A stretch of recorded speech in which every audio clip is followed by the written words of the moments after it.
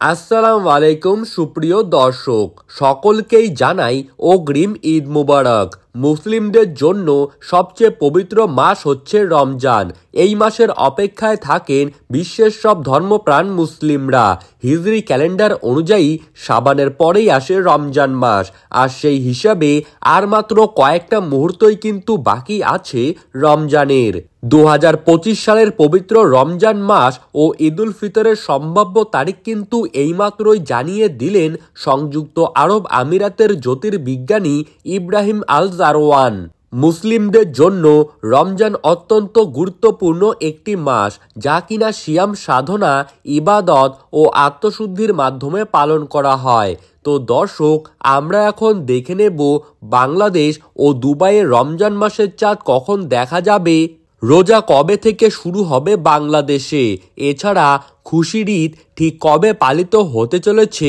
এই সমস্ত বিষয়ে বিস্তারিত তথ্য জানতে হলে অবশ্যই আমাদের ভিডিওটিকে শেষ পর্যন্ত মনোযোগ সহকারে দেখতে থাকুন এবং কমেন্ট বক্সে ঈদ মোবারক লিখে জানাতে ভুলবেন না। আর ভিডিওটি ভালো লাগলে আমাদের ইউটিউব চ্যানেলটিকে অবশ্যই সাবস্ক্রাইব করে রাখবেন। তো চলুন এক নজরেই দেখে নেওয়া যাক।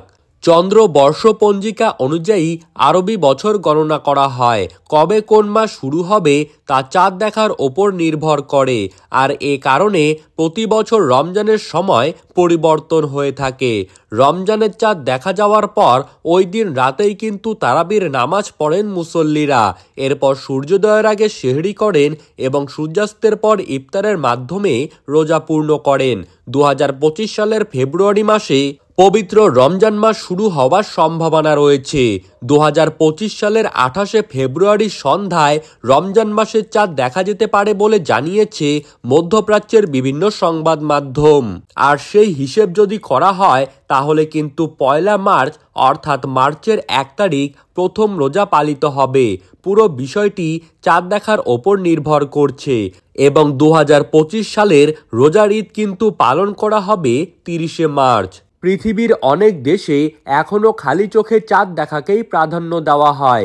বিশেষ করে মধ্যপ্রাচ্য ও দক্ষিণ এশিয়ার দেশগুলিতে খালি চোখে চাঁদ দেখা হয়, কিন্তু অস্ট্রেলিয়া, নিউজিল্যান্ড সহ কিছু কিছু দেশে গণনার ওপর ভিত্তি করে কিন্তু রমজান মাসের শুরু ও শেষের তারিখ জানিয়ে দেওয়া হয়।